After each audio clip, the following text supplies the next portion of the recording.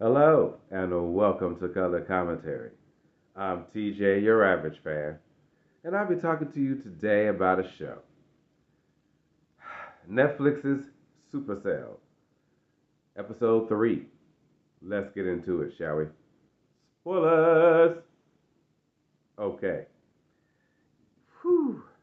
Things are heating up quickly, and I'm glad this episode we're starting to get this secret, covert government organization's involvement in the situation. So clearly, they're the ones who sending those shadowy figures after our protagonist. Because this episode, Michael, the guy who could teleport and stop time and stuff. Anyway, yeah, he's on a mission to find those people. So he the whole episode he trying to get the taser. He finally do get to him and have a face to face with him, but he didn't really get to talk to him. So that's I'm pretty sure gonna be coming up next. Meanwhile, he's still looking for the other one. So now he going out in the streets and he trying to find the weed dude that was trying to sell him weed. So, but he remember he deleted the number the first episode, so he didn't have to go out there, put himself out there a little bit, and try to find it. Meanwhile, his fiance, who's a social worker, is looking into this lady that went missing, the lady who got killed on the very first episode in the very first scene.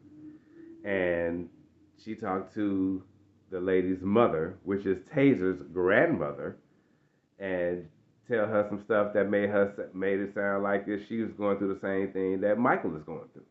So she's going to go back and tell him that we need to figure this out, and he like, no, leave it alone. And so it's a whole big thing. They headed down a wrong path, shall we say? I don't. They going through a rough patch in their relationship because of this situation. He don't want to tell her that he's continuing to pursue it. First off, and secondly, because if he don't, she's gonna die.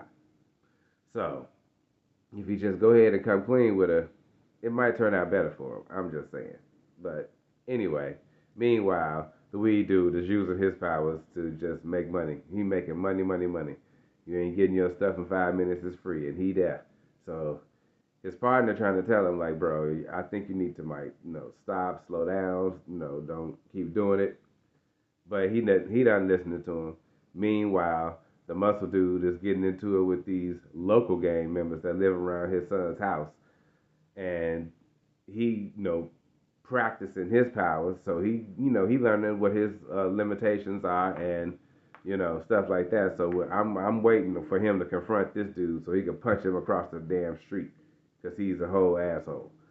So that's what he got going on. Meanwhile, Sabrina, the nurse, yeah, she turns out one of the main gang members that Taze is up against, who shot his friend in the back after he whooped his other gang members behind and let him have.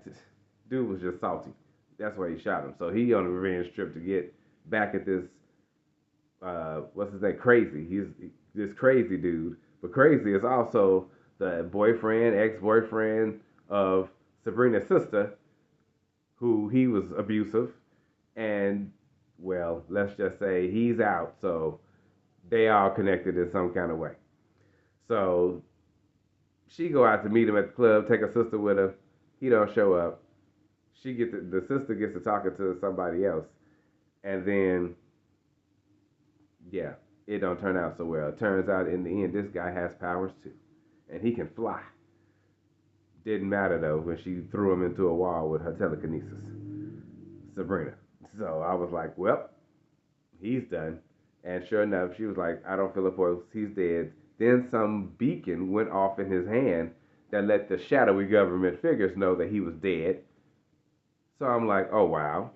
Okay. Meanwhile, they showed them tracking the speed dude, the weed guy, running around the city.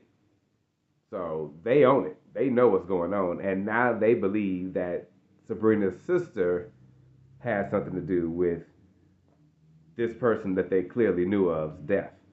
Meanwhile, they decided to collect the speed dude, and so they opened a portal and sent through some fire guy throwing fireballs.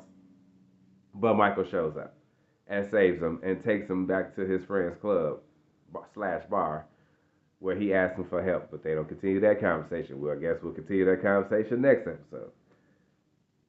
crazy. Everything is heating up. Everybody's starting to get even more interwoven and connected and being around each other. Because now all three of them was at the club at the same time. And while Michael running around looking for them. So now he done found two. He don't know how close he is to the other two. Because Sabrina and the muscle dude ran into each other earlier that day where she was freaking out about her powers at work. So like everybody knows each other. It's crazy. It's crazy. I cannot wait for the next episode. I will see you guys then. In the meantime, have a great day.